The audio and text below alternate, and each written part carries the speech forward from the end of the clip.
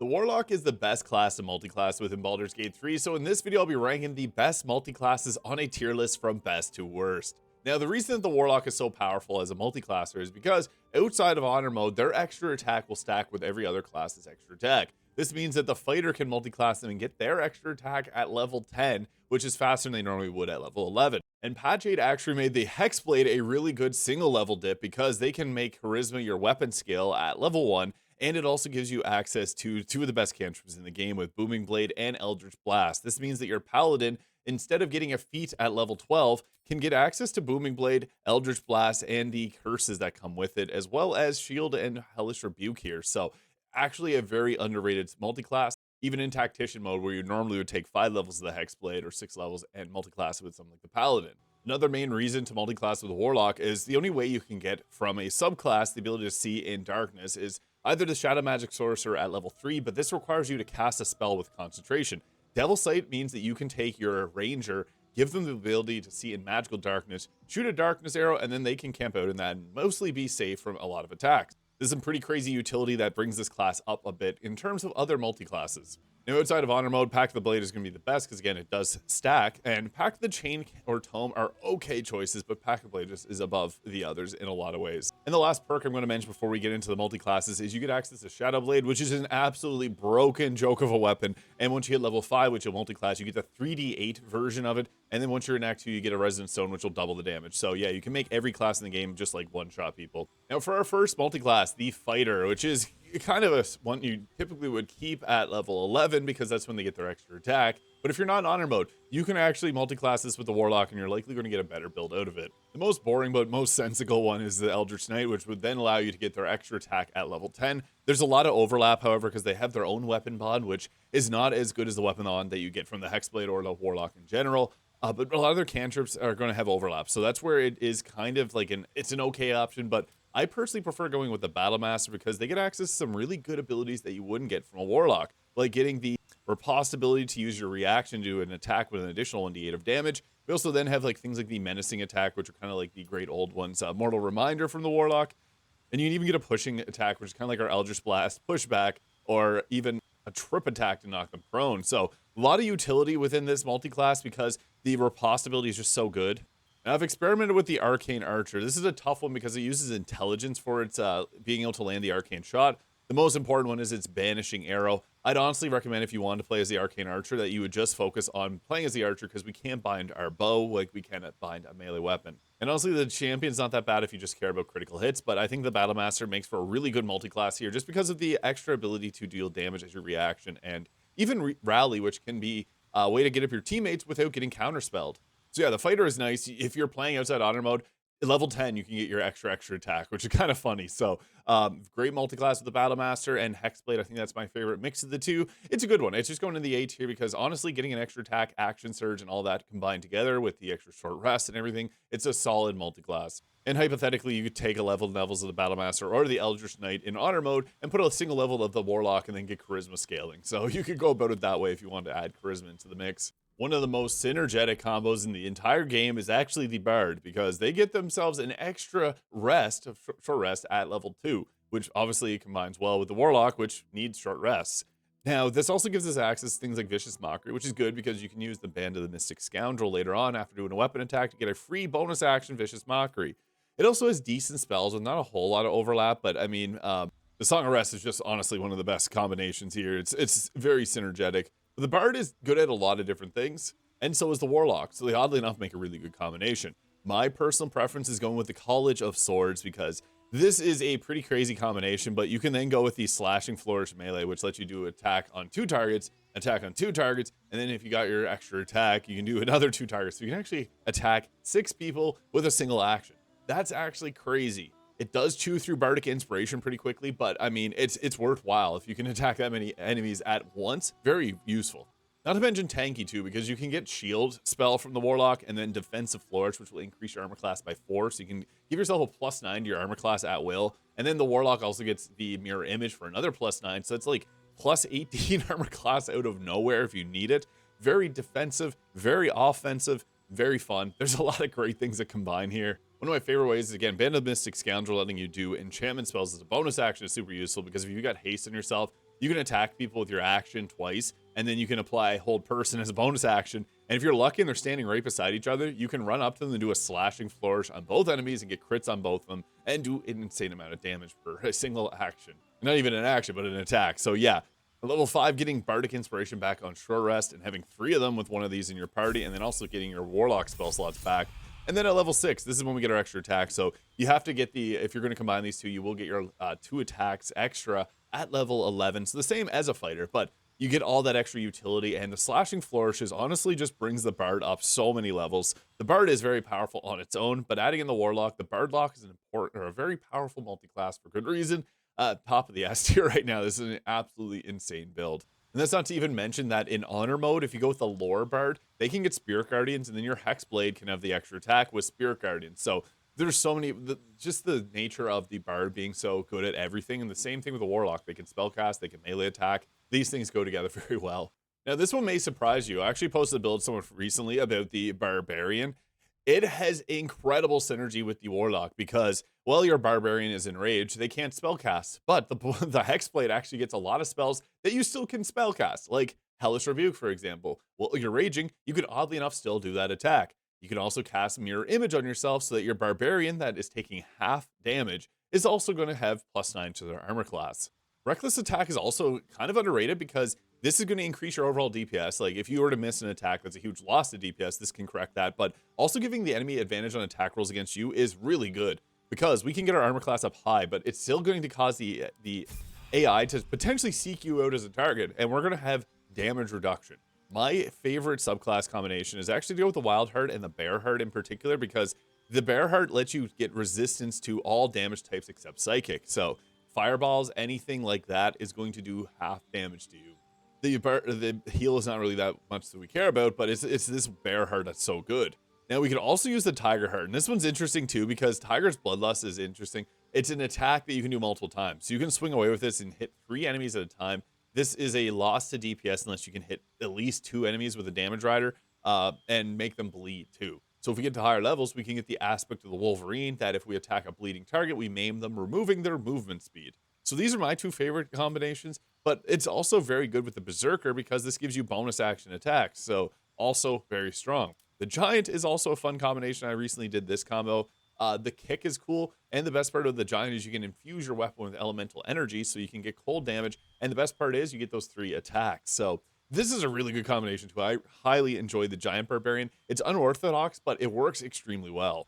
Now, you do need a bit of strength for the boot of the Giants, although you could spec into your strength or even use a strength potion. But again, extra attack at level 5, more movement speed too. And then at level 6, you get Elemental Cleaver, which is also cool because you can make any weapon a throwing weapon. If you wanted to, you could do a Tavern Brawler build here, and it would be plenty strong. And yeah, you could also add in cold damage and use the Snowburst ring to make surfaces below the enemy. And if you're wearing the Ring of Free Action, you're not going to slip on the ice. You can run in, make a bunch of people slip around, and yeah, it's good for breaking concentrations on enemies or making them skip their turn. Now, you can't use Booming Blade while you're raging, but you can actually use Booming Blade on your first action and then rage afterwards to get yourself a free Booming Blade if you wanted to. But you could also easy enough take Mage Hand, and it can throw health potions to you while you're raging so you can keep healed. We also have Friends there, which is great outside of combat, and even Minor Illusion. So there's a lot of great cantrips too, even though Eldritch Blast and Booming Blade are like my favorites. You don't really want Eldritch Blast on this build. But you also get Shield outside of Rage, so that's really nice too. Hellish Rebuke again, working while we're raging. Devil's Sight giving us the ability to see a magical darkness, and again, then you can use an Arrow of Darkness and have your Barbarian hiding in darkness. The Shadow Barb is a lot of fun. I actually really enjoy it. And then once we get to this level here, we get Mirror Image, we get Misty Step outside of combat, you got Invisibility outside of combat, so it gives you a lot of utility as a Barbarian, which is not normally what you care about. But if you get knocked out of your rage, you can then drop a Hold Person, which is kind of a funny way to go about playing. And you're not raging, you can drop Darkness and See in it. So it actually has so much utility. And I guess I didn't even get to mention again, Shadow Blade. This is a huge anomaly in terms of power. You kind of have to not think about the Shadow Blade when you think about balance because it is so, so good. So yeah, you take the Barbarian and just straight up make them better. This is a weird one, but I actually do think that this is S tier. Now, the reason that I put the Fighter in A tier is just because Action Surge is so good. They already have an extra attack, so it's not like you're making a massive change to the class. But outside of Honor mode, Barbarian with 3 attacks, resisting all damage except for Psychic or any of the other effects there, like a Giant Barbarian, getting 3 attacks to do cold extra damage on top is crazy high DPS. So yeah, very powerful combination and a surprising one too. It's just a lot of the Warlock spells actually play very well with it. And I didn't even mention Armor of Agathis is another spell that you can cast before going into rage. So there's a lot of synergy here. I love Mirror Image, Misty Stab, Shadow Blade. Yeah, it's a really fun multi-class. You should try it. Now this multi-class makes more sense than the Barbarian here with the Paladin. This was actually the multi-class I did my very first playthrough, and it was very good. The Paladin being a strong class on its own, but it's really struggles in terms of its up like at later levels. At level 6, it gets its like second or it's the last best ability that it gets. It's level 2 that we really care about with Divine Smite. So this gives us that extra attack, obviously with the Warlock added on top of it, but 3 Divine Smites per action is pretty crazy because this is adding a 2d8 of extra radiant damage. This is the highest like nuke damage build other than like the monk with the rogue thief. So yeah, single target damage, it's crazy, but it also has heavy armor proficiency, all weapon proficiencies. You get a good choice in fighting styles. Like the Paladin's amazing subclass or a multi-class for a lot of reasons. It also gives the hexblade access to command, which you normally would only get with the fiend, and command is a very powerful spell.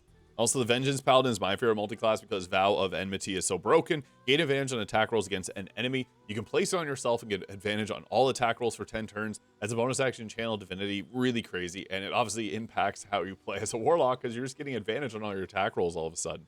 It also gives you Hunter's Mark, which is, in my opinion, a tiny bit better than Hex because the damage type is going to be less resisted and we can change the damage type. You also get Bane, which we don't really care about, but Vengeance Paladin is really good multi-class. The Paladin Vengeance also gets the Hold Person and Misty Step spells, which lets you take some different ones with your Warlock, like taking Mirror Image and Shadow Blade, for example. And then the best part is level 6 is actually a really good multi-class because we get the Charisma modifier added to our saving throws. You can get a +7 to this and then also have really good spell casting as a Warlock as well. This multi-class is popular for good reason.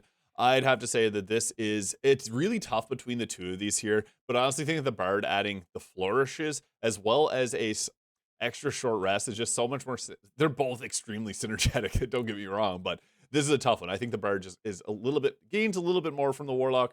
The Paladin is already really good, and now with the Crown Paladin also getting Spirit Guardians, it's kind of different, but I honestly like the Bard level 10 with 2 levels of Paladin. That's my favorite of these combos, and it's good in honor mode as well. But honestly, there's so many really good multi-classes here.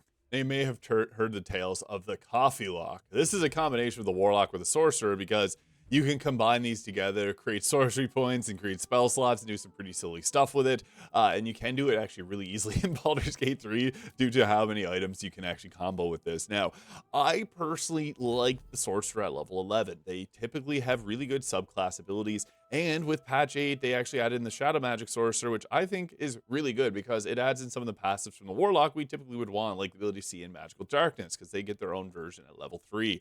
There are reasons to multi-class them though, and I like it, but I do prefer both these classes. With other subclasses, I do know that they're really strong. The Storm Sorcerer can be really good. If you're using mods like Incognito Burrito's Book of Sorcerers, the Aberrant Mind is a really fun one.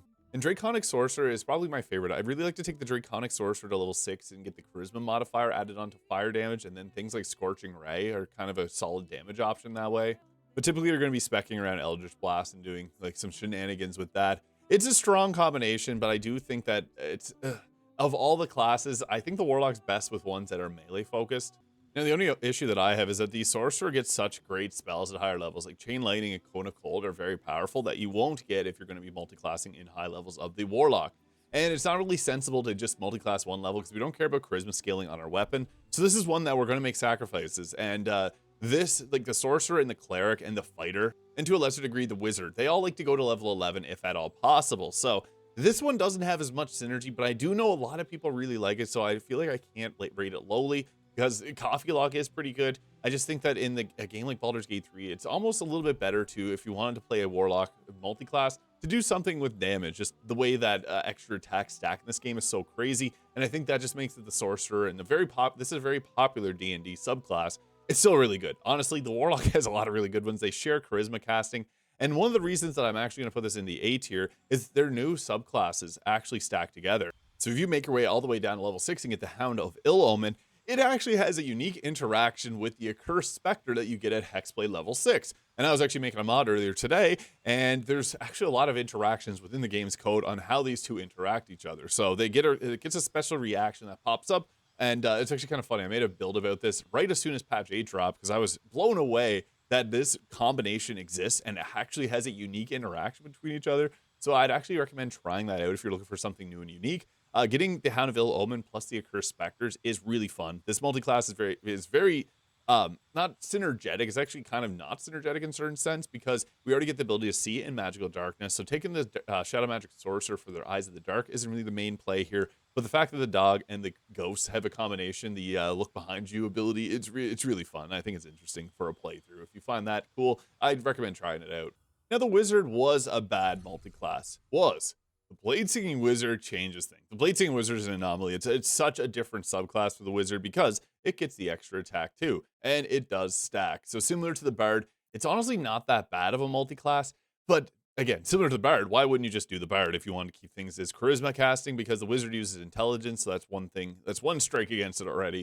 Blade Song also isn't super compatible. If you're going with the Warlock, Hexblade, which gets medium armor and weapon proficiency, you would probably want to use something different than the weapons that are accessible to the Blade Singing Wizard. But this gives a +4 to armor class if you were to go to higher levels. If we're multi-class them, you're only getting a +3. So honestly, the defensive bonuses from going into Blade Song are not as good as having a shield or something else from another class. So I like this multi-class, but I wouldn't really recommend multi-classing into any of these other subclasses unless you're in honor mode and you really want to do it for a theme, because the Wizard just does not multi-class well unless it's the Cleric or some of the others. I actually did a full video on Wizard multi-classes, and it does multi-class well with a lot of full casters, but it's because it can learn spells. You can't learn anything if you're going to do a multi-class with the Warlock because you're splitting your casting. Hack spells don't work the same as spell slots, so you're not able to get Chain Lightning and things like that from scrolls. So the Warlock and the Wizard don't really mesh that well, but you could force something like the Blade Singing Wizard to be an okay choice.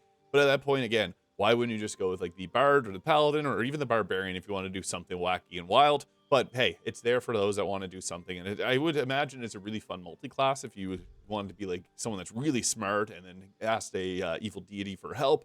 So it could be cool for the role play, but I honestly think that this multi-class is a little bit lackluster. It would be C tier if it wasn't for the Blade Singing Wizard, but B for Blade Singing Wizard. I think that at least elevates it a little bit because you could use it and it would actually be decently synergetic, but you're honestly probably better off with doing any of the other multi-classes for the extra attacks. Now, the Rogue is actually a very interesting one because we can get ourselves an extra attack a sneaky way this way. Patch 8 absolutely loved the Bard, or the Warlock, because they added so many new things that made it more powerful, like the Swashbuckler, which gets a bonus action attack. You can run away without getting hit with opportunity attacks, and you get a boost to your initiative order. And you also get that free sneak attack without having advantage. But it's honestly the 4 to 8 multi-class that I really like because Dirty Trick Flick of the Wrist is a bonus action attack that also disarms enemies. This is just straight up better than your normal attack. It also has a cool animation. So yeah, Dirty Trick Flick of the Wrist, really good. We also get the Dirty Trick Vicious Mockery, so we get a bonus action Vicious Mockery without having to use the Band of the Mystic Scoundrel, so it's great for gear. And Dirty Trick Sand Toss uses our Dexterity. Both of these actually use our Charisma, so if you're playing as a Swashbuckler, you need to do Charisma scaling either way. And this is actually a very good multi-class for the two of these. I honestly think that if you want to play a Swashbuckler, you're best off adding in the Hexblade Warlock as well, because there's just so much more synergy there. You get the Booming Blade, you can then do a Booming Blade, a sneak attack, and then follow it up with a Dirty Trick Flick of the Wrist for 3 attacks. Honestly, a very powerful multi-class combination and a fun one too. And I think as far as the Rogue goes, this is the one way to make the Rogue actually feel good in combat, and it works in honor mode very well. So I actually really like this multi-class quite a bit, honestly, and I actually have a few friends that are using this, and they like it too. It's just a really good multi-class in general. I honestly think it's better than the Fighter. The Fighter, yeah, they get their extra attack, cool, but they are already going to get that. I think the Rogue gains more from this multi-class, so that's why I'm going to put in the A tier. It could even be a low S tier, because I have the Barbarian in there, but I just think that the Barbarian is actually kind of crazy with 3 attacks and resisting all damage. Whereas the Rogue it's a bit more tuned, but it's really strong nonetheless. Now this one may surprise you as well. The Monk actually is a good multi-class as well. The Monk is interesting in the regard that it gets an extra attack as well, but it also gets the way to still punch. And the Open Hand Monk in particular is really good. They also have some pretty good defensive abilities in general. The Open Hand Monk giving us bonus action Flurry of Blows, which you're likely going to need Tavern Brawler at this point. But this means that you could also go without Tavern Brawler if you wanted to. But one fun thing is you get your Stunning Strikes here. These are really strong because you can possibly stun a target. This adds so much. It's actually a really crazy ability. Stunning Strike is very overpowered. I know a lot of people don't love the Monk, but honestly, stunning a target means they don't move on their next action. Any class could gain that from that. But it's really about the open hand monk gets their level 6 abilities, which makes their punches ignore resistances, and then they also get the manifestation of body, which adds additional damage onto their punches, and the bonus action makes them punch twice. They also are able to get an extra bonus action here. So yeah, the monk is a really surprisingly good multi-class. I wish the manifestations would actually go into our weapon damage, but I understand why they don't. It just makes our bonus actions and our, if we were to use a stunning strike punch, very strong. I like the 6-6 split here, but there's other ones that could work well too. And actually, if you went with the Shadow Monk and took 2 levels of the Hexblade, this just makes your Shadow Monk actually able to see in their own darkness, which they normally can't. Although the Shadow Monk does have a really good level 11 ability, I wish they changed that to level 10, because that way you could do the 2-10 split and it would have been perfect. But yeah, this is a decent multiclass. I don't think it's as good as some of these others on this list, by nature of it having an extra attack that's strong. But honestly, out of all the classes here with extra attack, it might be the weakest multi-class, like the fighter, action surge, the paladin smites, and the barbarian with their defense, the bard with their extra slashing flourishes and short rests. The monk is good, but I'm going to put it at the top of the B tier just because this is a tough tier list to balance. It's obviously going to be a top heavy one because this class is just so good at multi-classing that it makes them all look better, but I think that this is a fair distribution. Now, the Ranger is another interesting subclass combination because the Gloomstalker is so powerful in the first turn of combat. They also have some decent, because it's a multi-class and it's a subclass feature or a passive, so you can get heavy armor on your Warlock, which you normally can't unless you're taking that class first. Like if you multi-class a Paladin, for example, you have to take the Paladin first. Whereas with this, you could just add this in later on. Not that it's a massive deal, but it's something worth noting. They also get Hunter's Mark, again, being a really good spell. Fog Cloud, just like a worse version of Darkness. You get a fighting style. There's a lot to like about the Ranger. But between the subclasses, the Gloomstalker is my favorite, giving yourself that extra attack on the first turn of combat, extra movement speed, and the extra damage on the attack, and then also +3 to initiative. We also then get the ability to hide as bonus action, which is cool, and Disguise Self, so you can use some of the Githyanki weapons. It also gets Misty Step, so it's pretty useful. Level 5 Gloomstalker with the level 7 Warlock, I think, is my favorite mix here. The Hunter is an okay choice too, because you can get things like Horde Breaker, which lets you attack 2 enemies right beside each other, which is kind of nice. But unfortunately, the Beastmaster and the Hunter both get their best abilities at level 11, with Volley being extremely powerful, so they're ones that you typically don't want to multi-class, unfortunately. I really like the Ranger, though, because it gets the Ravens, and the Ravens can leave down Darkness, but you only get the Ravens at level 11, so you have to use gear to be able to see with that. The Gloomstalker is my favorite, and the Swarm Keeper is an okay choice, too. I actually did a build on this because you get extra damage on Hunter's Mark, which is nice because we want that. We also obviously get the extra attack, too, so it's good. But honestly, I think if we're going to go with a multi-class, we're going with the Gloomstalker for that extra first-round burst and the extra initiative to try and end combat as soon as possible. So with that, I think that the Ranger is a good multi-class, but we have a lot of really good ones on this list as well. It makes it tough. It's really tricky. I might even say it's a little bit better. Some people really like the Sorcerer, but I might say 3 attacks, honestly, is just so crazy. So it just by nature of that extra attack being so powerful, we're going to put that in the A tier. It's their last class with the extra attack. And honestly, the Ranger is not that strong, and you probably do want to multi-class it. So this would be a direct upgrade to the Ranger, honestly. So yeah, we're going to put that one pretty high. Oh, brother, this multi-class stinks. The Cleric, honestly, is such a good solo class. And the only really multi-class that I like to do is with the Wizard to get yourself like Chain Lightning on a Tempest domain. It's just because the Cleric gets their best abilities later on, like their Divine Intervention is pretty nice, but level 11 gives Planar Ally and Hero's Feast, which are 2 crazy good spells. You're not going to get much out of adding in the Warlock for an extra attack. You could if you wanted to do like a thematic like Death Cleric run. You could do some necrotic damage. But yeah, you're kind of spreading yourself thin, unfortunately, with the Cleric. It does have a lot of fun multi-class ideas, but they don't end up panning out as well as a Blade Singing Wizard mixed with the Cleric would be.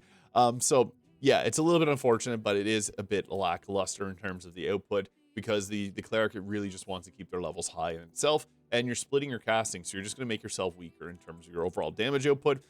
This is one that there's just not really that much combination and power here. You could do like a War Domain Cleric, but honestly, you're probably just better off with any of the others on this list. So yeah, I'd have to say that this one is actually probably C tier. The Wizard with Blade Singing Wizard multi-class is just so much better, and it unfortunately doesn't get that much better for the Druid either, because the Druid is another class that you want to get as high in its single class as possible, because it has Wild Shape, and those are going to scale off your level. So when you get to higher levels, you get the better ones, and no matter what, at level 10, you're going to get 3 attacks in your Wild Shape, which is better than 1 attack, obviously. So The Druid, Star Druid could be a good one if you want to go with like Celeste or a Radiant damage, be a little Celestial Druid multi-class, but this is another one that just struggles because it benefits from going to high level. Much like the Cleric, they're both wisdom-based classes, so they don't really play nice with a charisma-heavy class like this when you also need dexterity and constitution. You could multi-class them, but I just don't see why you'd want to. The Druid is unfortunately not that multi-class friendly in a lot of situations, unless you're using something like the Wizard or the Cleric. So yeah, unfortunately, I do think that the Druid is another one that's just not good. And where it sits between the Cleric and the yeah, I think the Cleric could give you a bit from the War Domain. This one just doesn't feel that good at all. So there we have it. That is my list of the best Warlock multiclasses in Baldur's Gate 3. The Warlock being obviously a very strong multiclasser, as we can see from this video. I feel kind of silly putting the Barbarian up in the S tier, but honestly, guys, try it out with a Wild Heart or with the Berserker or even the Giant. Giving the Giant extra damage on 3 attacks and resisting physical damage is pretty good. And also, most of the spells you want to use are not going to really be bothered by this. So if you want to play your Barbarian in your next run, you think maybe a Shadow Darkness Barbarian would be cool, Devil Sight, Arrows Darkness, you can do a lot of really good stuff with this. And the Paladin, obviously Divine Smite, very powerful. And the Bard, which I think is the best because short rest stacks, you got slashing flourishes, which are really nice. You can get your Bardic Inspiration back. You can get your spell slots back. It's honestly just a really fun combination here in general. So let me know your thoughts in the comments. Hit the subscribe button below if you enjoyed, and I hope you guys all have a great day.